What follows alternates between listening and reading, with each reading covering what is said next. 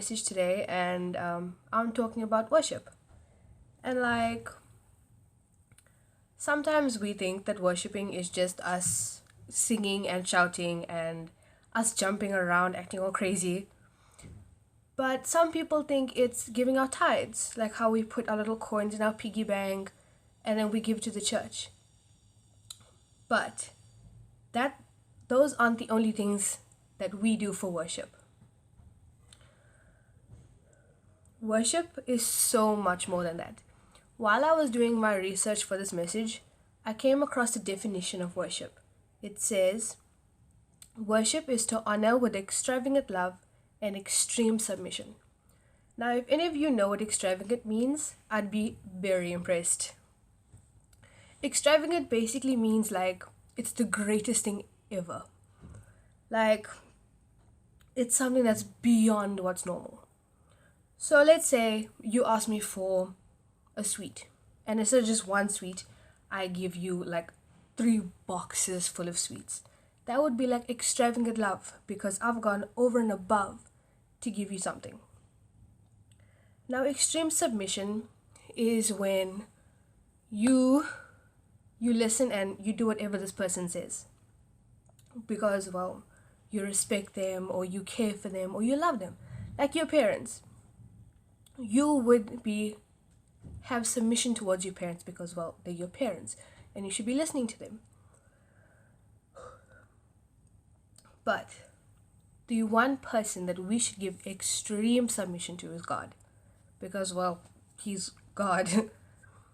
And he did so much for us and he deserves our respect and our love and our obedience. So worship is honoring him. It's our way of saying thank you to him for doing everything he does for us. And worship is putting God at the top of our list.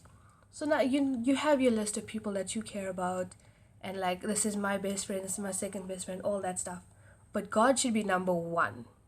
He needs to be number one. So why do we worship? In 1 Corinthians 16 verse 23 to 27 it says, "Sing to the Lord, all the earth. Tell of his salvation from day to day. Declare his glory among the nations, his marvelous works among all peoples. For great is the Lord, and greatly to be praised. He is to be feared above all gods, for all the gods of the people are worthless idols. But the Lord made the heavens. Splendor and majesty are before him, strength and joy in his place." We worship God because he's God. That's it. We love him because he loved us first. We could just worship God because of the stuff he's done for us. But that's not a bad reason to worship God. But it's also not the only reason. We worship God because he is the one, the only one. He's the creator of the universe and deserves all the honor and the praise that we can give him. So how can we worship? Like I said earlier, we worship with our whole lives. How we live and obey. However, there are acts of worship, such as us singing, us dancing and shouting, or serving at church, helping the leaders out when we need some stuff, like for you to grab a pen and go call somebody, or to come on stage and help us with with our messages and our games and things. It's also tithing. So you can tithe. By tithing, that's also a way of worshiping.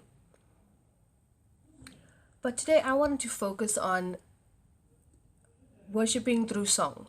So with our singing and our dancing. Singing songs to God and singing songs about God and all he's done for us. Those are worship. And you might have seen some people how they worship differently. Like some worship through song. We can sing or we can dance without the music of the band. We can raise our hands to God or we can kneel down. We can jump and we can dance. And that's how we worship sometimes. We can shout and sing or we can just listen and reflect.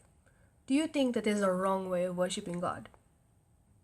There's only one wrong way to worship God. And that is if you do not put your heart into the song.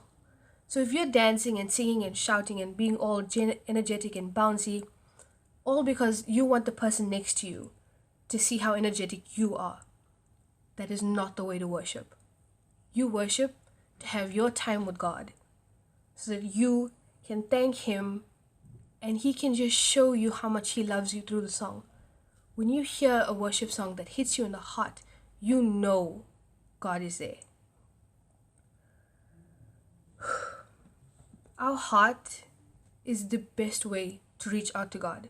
Because if your heart is not in a song or in the worship or in the message, you're essentially not letting God in. You're not opening the door for Him to come into your life and to stay there. So worship is vital for your relationship with God to grow.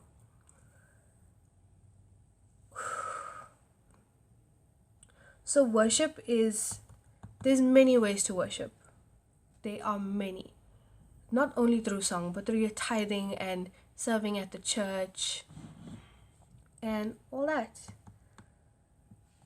And that's kind of the end of my message, guys. I hope you take something home with it, or your parents listen to it as well and they take something from it. That would be amazing.